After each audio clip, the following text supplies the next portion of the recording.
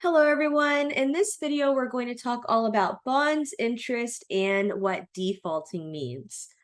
Bonds are a formal IOU or a contract that specifies who owes how much and a date of when they will be paid. Firms will issue bonds to the public in order to borrow money, and they'll use those funds for an investment. So this is a really good example of direct finance. From a firm standpoint, bonds might make more sense because they're able to borrow smaller increments of money from a bunch of individuals rather than going to a bank or an investment firm and asking for a very large sum of money. Bonds are going to contain three important pieces of information. So the name of the borrower, our repayment date, which we also call our maturity date, the amount that's due at repayment, and you can hear this referred to as face or par value, which is just what that bond is worth at maturity. So if you wanted to borrow from a friend, for example, to formalize your agreement, you might go ahead and draw up a contract, and it's going to have your name because you're borrowing, when you're planning to repay, so that repayment date or maturity date, and then the amount that you're borrowing. So that way we know what you're going to be paying back at the end of that loan. Now, interest rates, we talked about a little bit with these in our supply and demand for loanable funds, but bond prices are generally going to be quoted in terms of interest rates. So the interest rate with regards to a bond is going to be the growth rate of the original funds invested.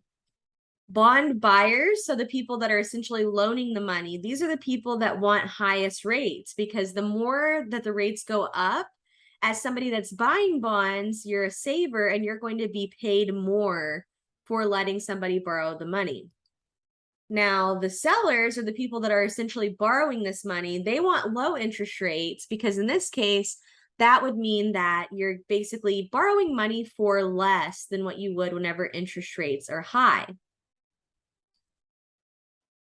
This slide shows a really good calculation that you definitely want to put in your notes. It says that if you buy a bond for $8,000 and 1 year later it's worth $10,000, the interest rate is 25%. And the way that we figured that out is we take our face value, or the original value of that bond, minus that price, or the maturity value of that bond, minus that price at inception, or that original price, divided by that original price. When we plug in, just to kind of show you, that would be 10,000. The face value is what you end up getting paid back in the long run, minus that $8,000 initial or inception price, divided by the price at inception. So that gives you 0.25, which we convert to a decimal and get 25%.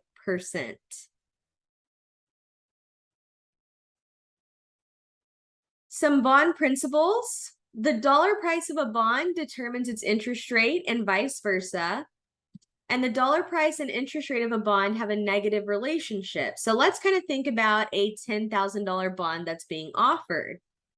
This means that that bond is going to pay back $10,000 at maturity. So the column on the right on this chart shows interest rates implied by different dollar prices of a 10,000 bond. If it's $9,000, that means there's 11% interest rate. If it's $8,000, that means there's a 25% interest rate. $7,500 is a 33% interest rate, and $5,000 is a 100% interest rate. And that's because as the original dollar value that's being borrowed is decreasing, that means that the cost of borrowing is higher if that maturity value is still $10,000. Here's a good practice question for you. It says that you buy a $10,000 Microsoft bond, meaning you'll receive $10,000 at maturity for $7,500. What is your rate of return after 1 year? And in most cases, we can assume that bonds have only a 1-year term, meaning you'll be paid that $10,000 at the end of the year. And interest rates are always based on a full year. So use that face value minus price at inception divided by that price at inception formula. And that's going to tell you what that interest rate is, or that rate of return on your investment. In this case, we would want to take $10,000 minus 7,500. Once we did that, we would want to go ahead and divide by 7,500. We would get 0.33, and that would be 33%. Another practice what you know question, the interest rate on a bond is, and I'll give you a second to read through your choices here. And the correct answer is that it is inversely related to the dollar price of the bond. So these practice what you know questions are always really great assets for you as you're studying for your exams. I do highly recommend kind of taking these into consideration as you're working through reading the chapters and studying for your exams. The last thing that I want to talk about in this video is default risk. So when we have bonds, there are two possible outcomes. Either the borrower will pay the maturity value of the bond to the lender, or the borrower defaults on the loan and the lender gets nothing back. So when we say default, that just means that they did not pay back that bond. Now, since there are only two possible outcomes, either you're paid back or you're not, default risk is going to be the primary concern of a bond owner. Default risk, again, is just that risk that the borrower will not pay the face value of the bond on the maturity date. And the greater the risk of default, the lower the price and the higher the interest rate of the bond. What this means is that as somebody that is buying bonds, if there's a high default risk, I would maybe buy a $5,000 bond that promised to pay back $10,000. Versus if a bond had a very low default risk, it would probably be closer to $9,000 or $9,500 with only that guarantee of getting $10,000 paid back.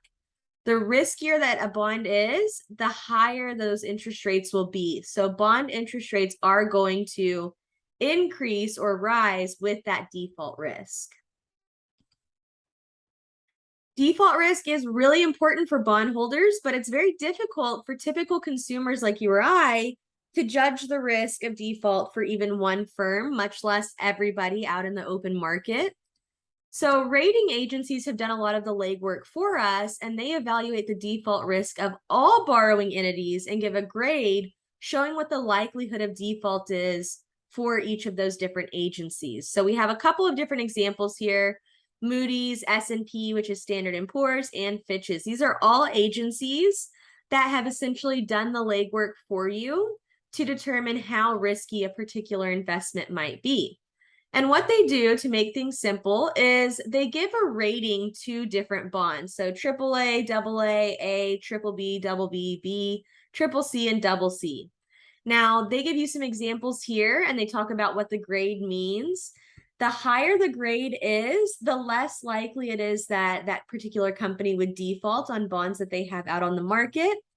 And the lower that grade is, the more likely it is that that particular company would default on their bonds, and they're in turn having to pay a lot higher of an interest rate. So if a company isn't maybe as on top of their payments as they should be, then their bonds become downgraded. And what that means is that they maybe move from like a AAA to a AA, or from a AAA to a B. And essentially the riskiness of their bonds is increasing.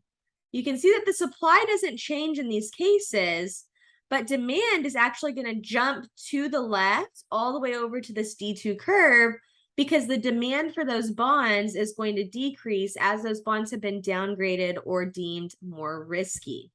So that's just kind of one example of what can happen if you're a company that is considered to be risky. Now, this is where we are going to go ahead and end this video. If you have any questions, please feel free to email me. Otherwise, I'll talk with you in the next one. Thank you.